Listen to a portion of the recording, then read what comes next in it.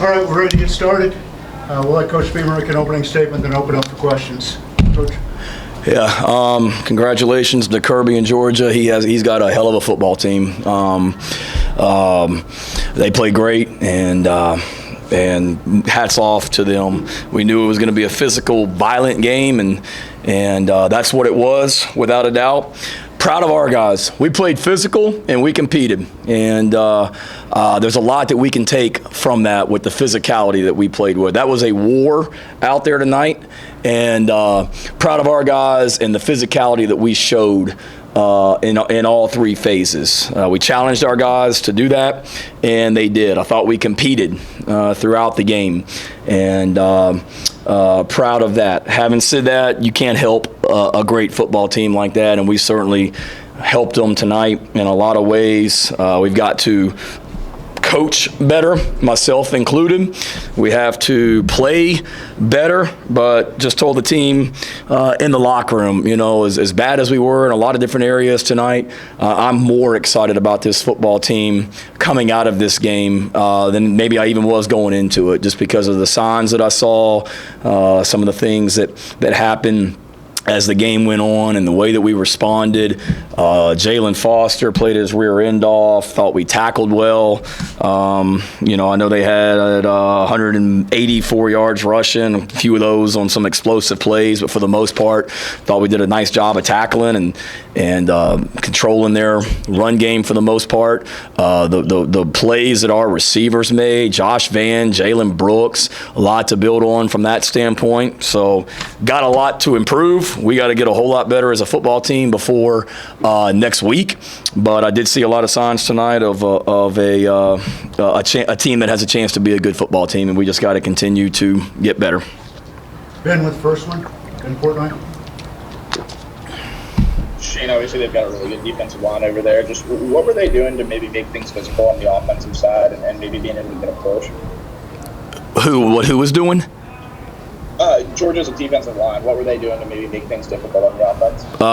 They've got like 100 5-star football players on their defense. They have a defensive lineman that weighs 340 pounds and runs better than everybody on this call. They've got 5-star defensive backs. They're big and physical and fast. I mean, other than that, they're really freaking good. That's why they have the top defense in the country. They're hard to run the football on. So there wasn't some magical scheme they came out with tonight. They got 5-star recruits everywhere, and they play really physical. Damn. David Cloninger. Shane, is there an update on Sherrod and then Zeb? Sherrod's got a lower leg injury. He's going to be out for a while. Unfortunate for him. You guys saw it. Anytime they bring the card out, it's not good. We'll see the extent of it as we go forward. Initial prognosis, not necessarily season-ending, but he's certainly going to be out for a while. Zeb got a cut on his hand. We don't think it's broken, but he's got a pretty significant cut on his hand that he had no feeling in his hand, so obviously he can't throw the football with that, but we don't think it's broken. And then Cam Smith, he was out pretty much the whole second half. He's got his foot stepped on, the same foot that he injured previously. He got that stepped on, so we'll see, what his status is for next week.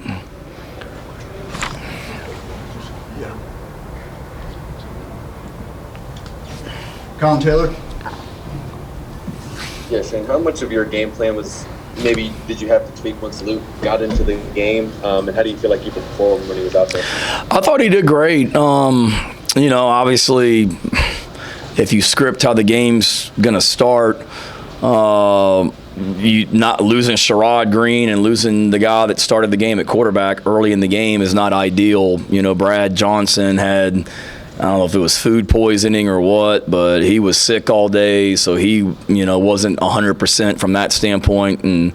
And those other guys stepped up, Mokaba and Staley. Thought those guys did great.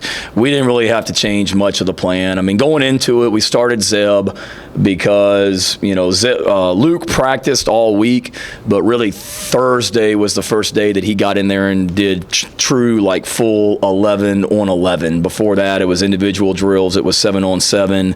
It was some limited stuff. Thursday, he was pretty much full go, and we just didn't. Zeb had played pretty well the last 2 weeks, so we started Zeb. But we had no reservations about putting Luke in the game, and he probably would have played a little bit anyway if Zeb hadn't gotten hurt. I don't know, but we didn't really have to change much. Maybe a little bit more willing to call some, quarterback runs or quarterback read options, things like that with Luke in there. But we didn't really have to, wholesale change our plan. I really thought we had a good plan going into the game.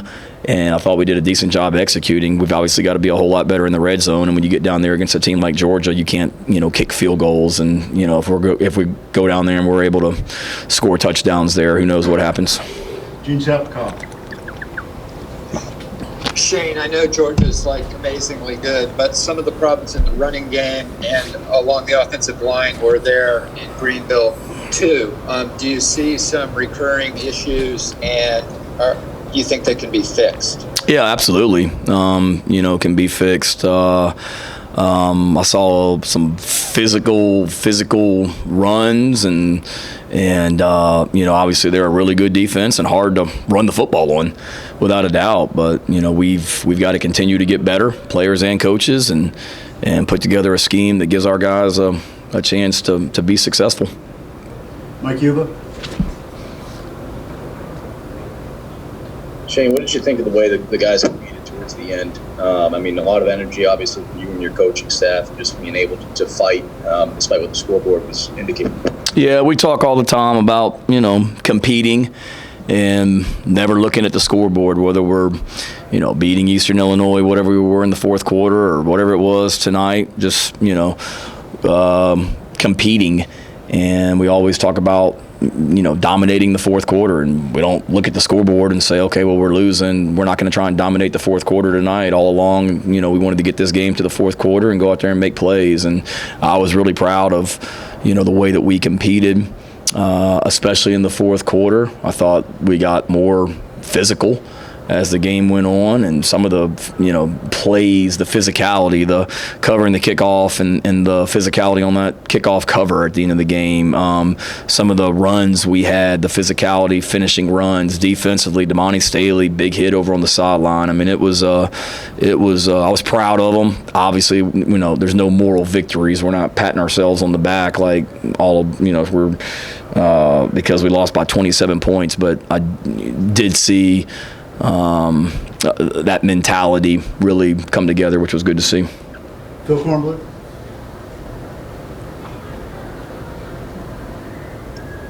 Hey Shane, two things for you. I know you've been concerned about soreness for Luke after he has gone out and played. Any word from him about how he was feeling after the game, number one? And number two, the unsportsmanlike by Josh Van. What do you say to a guy who's really emerged for you, but has a penalty that, is not a well-timed penalty if there ever is one? Yeah, no. Luke, as far as I know, he's good. He took some shots out there tonight, and they got a great pass rush and physical on defense like we talked about. I'm sure he'll be sore tomorrow, but he didn't, say anything to me during the game, and just in the locker room, I gave him a hug and told him I appreciated how hard he played. He didn't tell me otherwise then. We'll see. But, he battled. And I talked to him yesterday, Phil, before we left and got on the bus to come over here, that, I just wanted to make sure that he was in a good place mentally and physically, that if the situation arose and he needed to go in the game, that he was ready. And he was adamant, and he was ready to roll and felt great. And then the penalties, I don't know. Obviously that can't happen. Josh was a captain for us tonight. Josh has been a fantastic leader. Really proud of what he's done on and off the field. And, that's not how we're going to play football here at South Carolina. And I know I said the same crap against Eastern Illinois and East Carolina, and it keeps happening, and I'll keep coaching it and correcting it until we get it right. But, we can't play that way, and we're not going to play that way. Dick Cox. You're muted, Dick. Okay, thank you. Shane, you played the number 2 team in the country at their place tonight. Did you learn anything about your team that you didn't already know tonight? No, I don't think so. We played really, really physical, and that is a physical football team, Georgia is. And we didn't make enough plays and we didn't play well enough, but we certainly, I think, matched their physicality, and we had to have a chance to win this football game. Really good to see some of the individual plays that our receivers made and whatnot, and we're work in progress, not making excuses. I mean, we got a quarterback that was a graduate assistant for all summer and didn't even go through spring practice, and we got a guy that played the bulk of the reps at quarterback tonight, has been hurt for the last month. So we've got to continue to get better. We got to coach better, but I know we got a bunch of fighters in that locker room, and I told them